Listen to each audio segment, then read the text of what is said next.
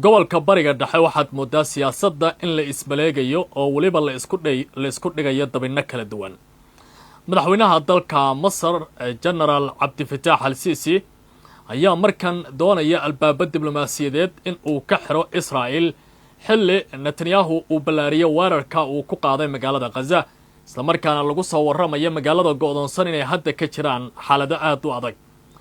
dagaalka ay dowladda Masar ku dhaqaaqday ee dhinaca diblomaasiyadda ayaa lagu tilmaamayaa arrin kale oo xanuunjinaysa nidaamkaasi, iyadoo qaybo ka mid ah wadamada Yurub uu bilaabay madaxweyne Sisi markan inuu kulamo la yeesho si loo qaado tillaabooyin degdeg ah oo cunaqabatayn oo lagu qaadi karo Israa'iil. Masar markan ma waxaa dhab ka ah dagaalka ee lagula jiro nidaamka Israa'iil in ay xoojiso, base waxay dareemaysaa khatar weyn oo ku soo fool leh. khubarada qaar waxay leeyihiin waxay ka hortagaysaa in dhacdooyin ka dhacday oo kale 9kii bishan gudaha magaalada Dooxa in dowladda Masar ay la kulanto. haddaba maanta Spain iyo Qaahira maxay wada sameeyeen? warbixin ayaan idinkaga hayaa arrintaas oo aan barnaamijkan ku lafaguri doono. inta waxaa raaci doona haddii Rabbi saamaxo akhyaarta nala socotay. saraakiisha sarsare ee howlgalka Israa'iil ayaa bilaabay inay ku maadeystaan ra'iisul wasaare Benjamin Netanyahu, iyagoo yiri waxa uu dhaqmayaa sidii nin sawir keligii haya oo keliya u jeeda, taasoo mararka qaar lagu tilmaami karo waali. hogaamiyihii qolka howlgalka weerarka Gaza ayaa waxa uu leeyahay guusha Netanyahu uu arka oo keliya waa dhaan dabagaalle oo cid arki karaysa ma jiraan. ciidamadii iyo hantidii nidaamkana halkaasi ayay ku madheen, mana jiraan ilaa iyo hadda wax guulaha oo la xaqiijiyey. fiicnaan lahayda ayuu yidhi in uu si degdega u qaato in wada hadallada uu ku soo biiro isla markaana wejiga nabadda la isla aado. haddaba fariintan maxaa lagu macnayn karaa? mase la dhihi karaa Israa'iil waxay dareemaysaa wejigabax kale oo culus oo gudaheeda ka imaanaya? barnaamijka ayaan ku lafaguri doonaa inta aan wada joogna akhyaarta inala socotay. dhinaca kale maanta magaalada go'doonsan waxaa ka soconaya barakacii ugu xoogganaa, waxaana nidaamka uu bilaabay waa Israa'iil in ay burburiyaan goobaha isgaarsiinta ah si dardar loo geliyo barakaca, isla markaana dadka ay tahli waayaan inay isgaaraan. arrintani waxaa looga gol leeyahay in magaaladaasi qayb ka mid a dadka laga barakaciyo ee hadda nidaamka Israa'iil ay gacanta ku dhigaan. wasiirka maaliyadda ee nidaamkaasi Smotrich-na waxa uu leeyahay hadda baa la gaaray sidii aan rabay. soo dhawaada akhyaarta nala socotay wararkii ugu dambeeyay ee barbilowga muranka dagaalka bariga dhexe ayaan barnaamijkan ku dulmari doonaa hadduu Rabbi istaago, inagoo baalal kala duwan ka istaagi doona. soo dhawaada oo YouTube-ka subscribe saara, share gareeya muuqaalka saaxiibadiina la wadaaga. aad baad u mahadsantihiin. ma ogtahay in dhakhtar Shaafici Aadan Dirir loo aqoonsaday dhakhtarka ugu wanaagsan qaliimada dalkeena Soomaaliya, ahna dhakhtarkii ugu horeeyay ee wax ku qala qalabka casriga ah ee laparoscopiga ama laserka. maalin waliba wuxuu heegan kugu yahay isbitaalka Shaafici ee magaalada Muqdisho ee hore u gaar. aan ku horeeyo dalka Masar. General Sisi waayadii ugu dambeysay waxa uu diyaarinaya siyaasad diblomaasiyadeed oo adag oo ka dhana nidaamka Israa'iil, taas oo dadka qaar ay ku fasirayaan waa duulaan diblomaasiyadeed oo dowladda Qaahira ay diyaarisay.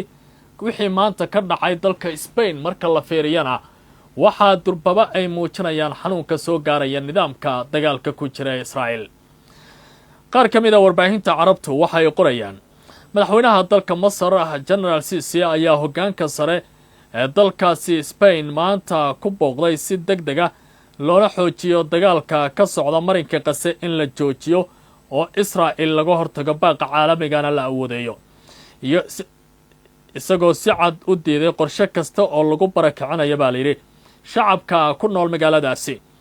hogaamiyaasha ayaa ku kulmay magaalada Qaahira intii lagu guda jiray booqashada rasmiga ah ee boqorka Spain uu ku jooga dalka Masar, taas oo booqashadiisii ugu horeysay ee dalkaasi uu ku tago, isagoo ka socda baa la yidhi muddo 4 maalmoodana joogi doona. war-saxaafadeedka ka soo baxay madaxtooyada Masar ayaa lagu sheegay in kulanka uu ka koobnaa mid gaar ah iyo fadhi ballaaran oo ay ka qayb galeen wafuudda labada dhinac ay isla soo qaateen. madaxweyne Sisi ayaa kulanka ku soo dhaweeyay boqorka Spain, isagoo xusay in xiriirka istiraatiijiga ah ee labada dal ay gaareen kadib booqashadii bishii Febraayo 2025 uu Sisi ku tagay magaalada Madrid.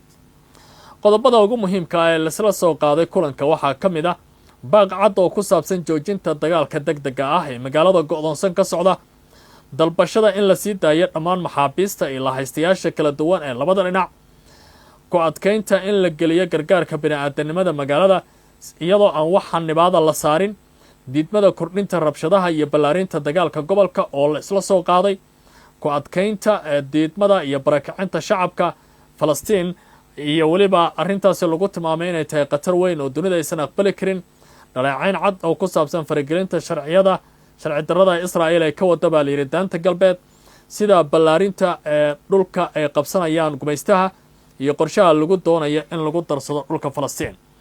si kastaba haatee labada hogaamiye waxay ka wada hadleen xaaladda caalamiga ah ee kale sida dagaalka Ukraine tan iyo 2022 socda.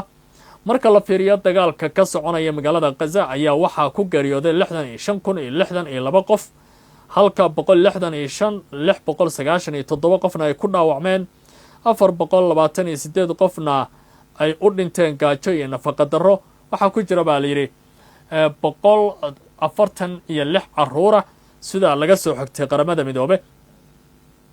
daanta galbeed iyo Qudusta bari ciidamada Israa'iil iyo kooxaha degan ayaa diiday in ay sii barakiciyaan dadka, waxaana leeyahay suuragal maaha in ay tallaabooyinkan sii xoogaystaan.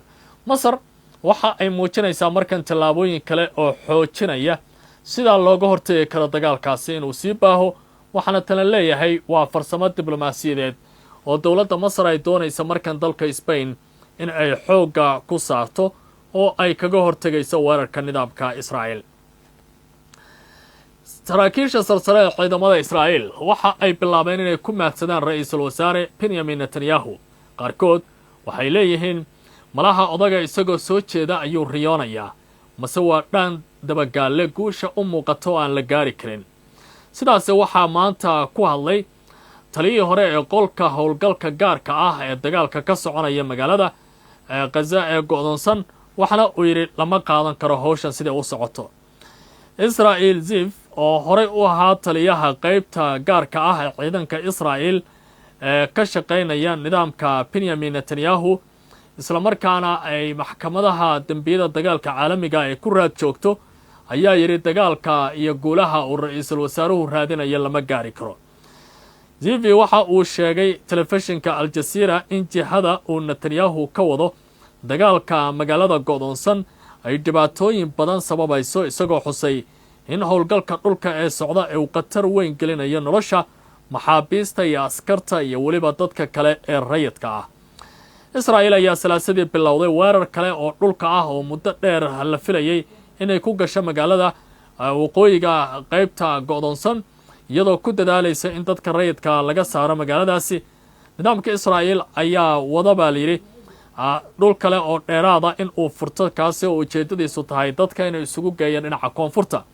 si kastaba haatee 100,000 oo qof ayaa weli ku harsan magaaladaasi, kuwaasi oo ka cabanaya khataraha jidka, xaaladaha nololeed ee adag ee koonfurta, cunto yarida baahsan iyo weliba cabsi laga qabo baa layidhi in si joogto ah barakaca uu sii socdo. tan iyo 7 bishii Oktoobar 2023 Israa'iil waxa ay si buuxda u wadaa weerarada dagaalka halkaasi ka soconaya, iyadoo haatan la leeyahay xaaladii bini'aadanimo ee ugu darnayd ayaa goobtaasi ka taagan. dhinaca kale Israa'iil waxa ay bilowday in ay beegsato goobaha isgaarsiinta si loo dardargeliyo barakacinta dadka loogana saaro guryahooda. khubarada arrimaha gargaarka ka faalloota iyo weliba xaaladan dagaalka waxay leeyihiin tani waa masiibo kale haddii aan si degdega wax looga qaban. dagaalka ka soconaya marinka Gaza ayaa galay weji cusub oo aad u dhibaato badan kadib markii ciidamada Israa'iiliyiinta ay maanta si ballaaran u kordhiyeen duqeymaha dhanka cirka ah iyo duulaanka dhulka, iyagoo bartilmaameedsaday gudaha magaalada go'doonsan iyo hareeraheeda. weerarada oo ay ku wehlinayaan baa layidhi gawaari gaashaaman oo ciidamada ay wataan ayaa ujeeddadu tahay in 2 milyan oo qof guryahooda laga saaro.